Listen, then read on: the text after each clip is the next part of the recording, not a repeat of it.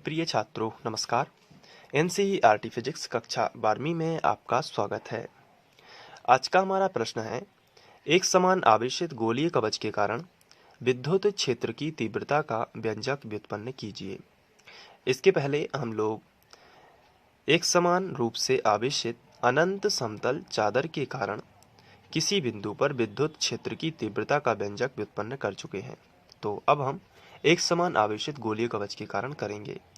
तो जैसे ही एग्जाम में ये क्वेश्चन आएगा तो आपको यहाँ पे देखना है कि एक समान आवेशित होना चाहिए और गोलीय कवच होना चाहिए। तो गोलीय कवच का मतलब एक गोला, जैसे कि यहाँ पे हम एक गोला लेते हैं और इस गोले पर एक समान रूप से प्लस आवेश दिया गया है, यानी कि समान रूप से आवेशित है, तो हम इस गोले के चारों ओर प्लस प्लस आवेश बना लेते हैं।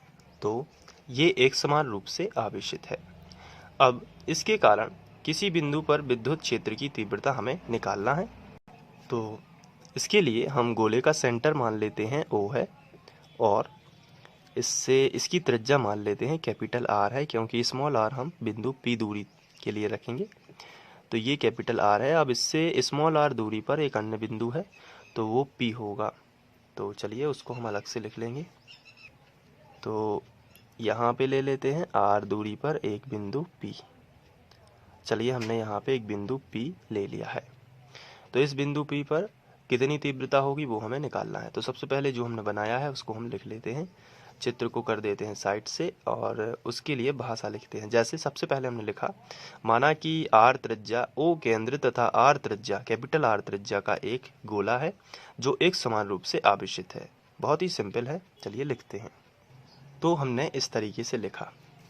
अब इतना लिखने के बाद यहाँ पे इससे r दूरी पर स्मॉल r दूरी पर एक बिंदु P स्थित है जिस पर विद्युत क्षेत्र की तीव्रता ज्ञात करनी है। तो यहाँ पे अब लिखेंगे, इसके केंद्र से r दूरी पर यानी स्मॉल r दूरी पर एक बिंदु P स्थित है जिस पर विद्युत क्षेत्र की तीव्रता ज्ञात करनी है। तो जिस पर विद्युत क्षेत्र की तीव्रता ज्ञात करनी है ये हमने लिखा। तो ये जो हमने जो भाषा लिखी हुई है वो हमने चित्र से ही लिखी है और बहुत ही सिंपल होता है लिखना। आप इस भाषा को थोड़ा इधर उधर भी लिख सकते हैं, लेकिन सभी चीज़ें आपको लिखना होता है। चलिए हमने इतना लिखा। अब हम यहाँ पे कंडीशन लगाएंगे और जो कंडीशन पहली लगानी है उसी अनुसार हमने चित्र बना लिया था। कंडीशन पहली ये है कि बिंदु P जो है वो गोले के बाहर हो। तो देख सकते हैं आप कि ये जो बिंदु P आपको दिख रहा है ये गोले के बाहर ही तो बना हुआ है। तो जब बिंदु P गोले के बाहर हो तो कंडीशन फर्स्ट यही है। तो हम यहाँ पे सबसे पहले हेडिंग डाल देंगे, कंडीशन फर्स्ट जब बिंदु P गोले के बाहर हो। तो हमने इस तरीके से लिख लिया। अब इस स्थिति में हमें गॉसियन पृष्ठ बनाना होगा।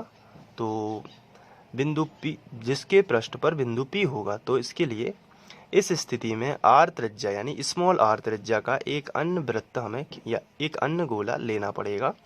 तो हम यहाँ पे लिखेंगे, ऐसी स्थिति में स्मॉल r त्रिज्या का एक अन्य गोले की कल्पना करते हैं जो गॉसियन पृष्ठ की भांति व्यवहार करेगा और जिसका सेंटर O ही रहेगा। आपको ये ध्यान रखना है। तो हम लिखेंगे, ऐसी स्थिति में O केंद्र तथा स्मॉल r त्रिज्या के एक अन्य गोले की कल्पना करते हैं। O केंद्र तथा स्मॉल r त्रिज्या के एक अन्य गोले की रचना करते हैं। तो इस तरीके से हम अब यहाँ पे बना भी लेते हैं। तो कुछ इस तरीके से बनेगा। मैं आपको यहाँ पे ऐसे ही बिना नाप के बना रहा हूँ, लेकिन आपको इसको प्रकार की सहायता से बना लेना है तो कोई प्रॉब्लम नहीं होगी। तो चलिए मैंने इसको बना लिया है। ये देखिए एक दूसरा गोला हमने बना लिया जिसकी त्रिज्या स्मॉल r है और सेंटर O ही है और जिस पर बिंदु P आ गया है। तो ये जो गोले की रचना की है हमने यहाँ पे लिख दिया है कि एक अन्य गोले की रचना करते हैं। और ये जो गोला है जो बाहर बना हुआ है डैश डैश से, ये गॉसियन पृष्ठ की भांति व्यवहार करेगा। तो हम लिखेंगे जो गॉसियन पृष्ठ की भांति व्यवहार करेगा। अब गॉसियन पृष्ठ की भांति व्यवहार करेगा तो इससे गुजरने वाला विद्युत फ्लक्स, तो बात करें यदि, तो ये है छोटा गोला और इस पर प्लस प्लस आवेश है।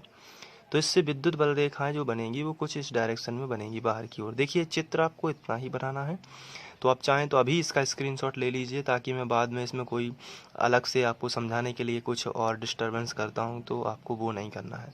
तो मैं चाहता हूं अभी इसका स्क्रीनशॉट ले लीजिए, और ये चित्र आपको एग्ज़ाम में बनाना है, इसके आगे और कुछ भी नहीं बनाना। चलिए ठीक है, अब मैं आपको आगे बताता हूँ कि इसकी इलेक्ट्रिक फील्ड लाइंस कैसे बनेंगी। तो ये बाहर की ओर ऐसे बनेंगी, और ये दूसरे गोले को 90 डिग्री पे क्रॉस करती हैं हर जगह। तो ये विद्युत बल रेखा ऐसी, तो इससे जो गुजरने वाला फ्लक्स होगा वो पृष्ठ से ही जाएगा।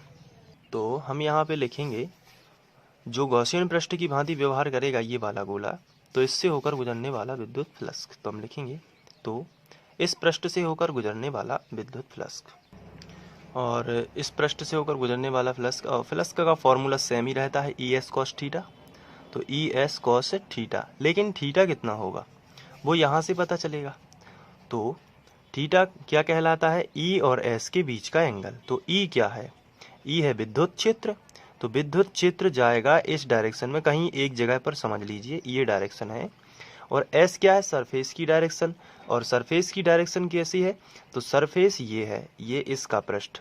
तो इसका पृष्ठ जो है गॉसियन पृष्ठ, उसका एरिया वेक्टर भी उसी डायरेक्शन में जाएगा 90 अंश के साथ। तो इन दोनों के बीच में कोई थीटा यानी कि कोई एंगल ही नहीं बनेगा, यानी कि थीटा कितना है, 0। तो हम यहाँ पे लिखेंगे थीटा की जगह पर 0, तो फाई ई बराबर ई एस कॉस 0 हो जाएगा, और कॉस 0 का मान होता है 1, इसलिए finally we get phi E बराबर ई एस। ये हमें मिला। अब यहाँ पे बात करें एस की, तो ये है सरफेस एरिया, और ये सरफेस एरिया किसका हो सकता है, क्या आप बता सकते हैं। तो ये गोले का पृष्ठ है एस। तो गोले का संपूर्ण पृष्ठ की बात करें तो ये कितना होता है, 4 पाई आर वर्ग।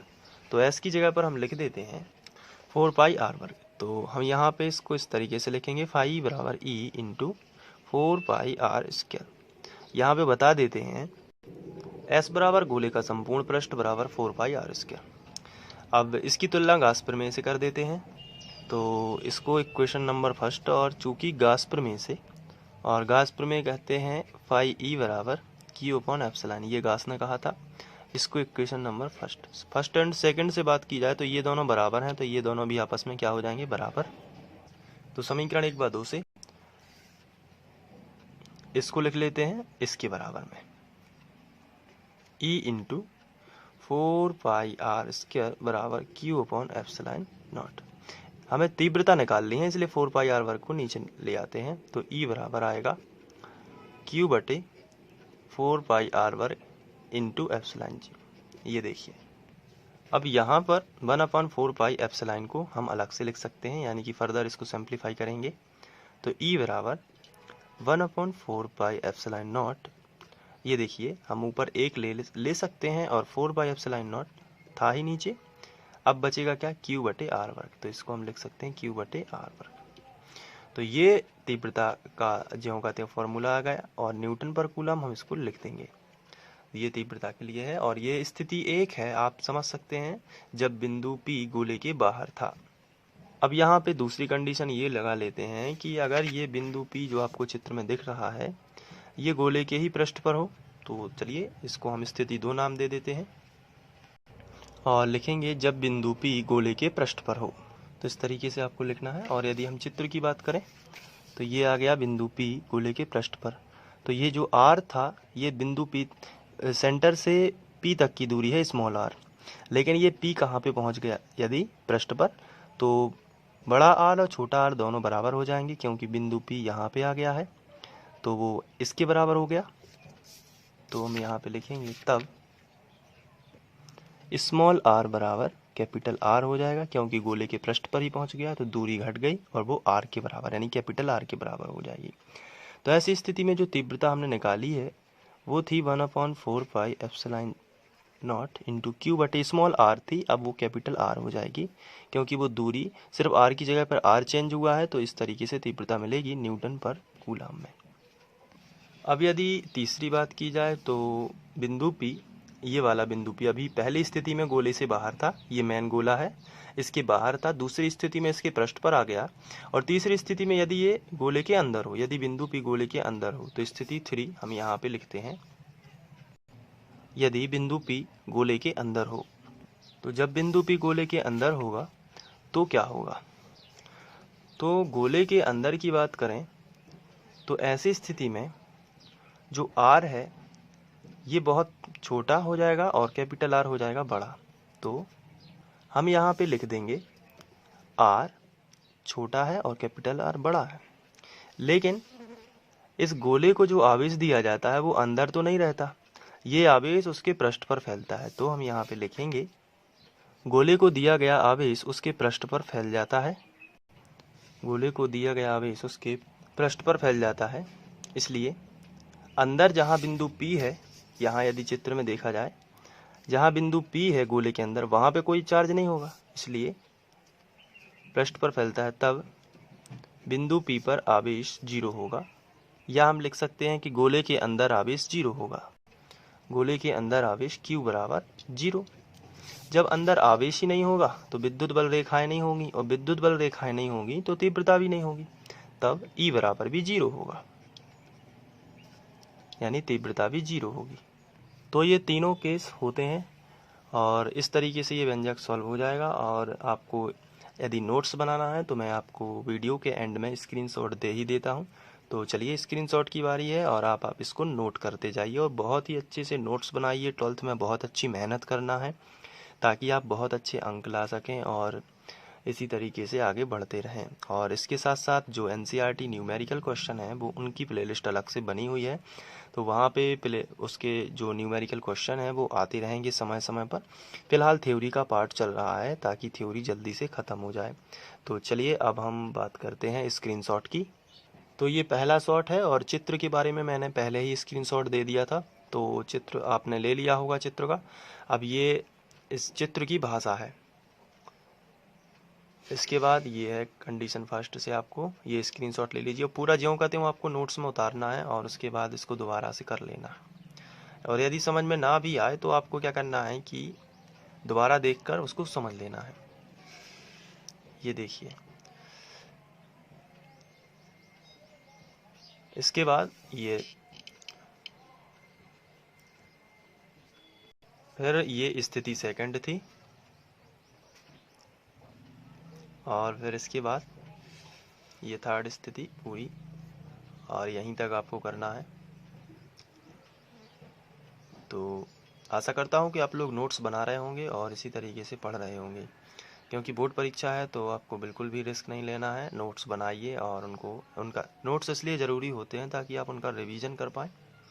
तो वीडियो देखने के लिए थैंक यू, और इसी प्रकार के वीडियो देखने के लिए आप फ्री ऑनलाइन कोचिंग की प्लेलिस्ट पर जाकर वहाँ से पढ़ सकते हैं। Thank you.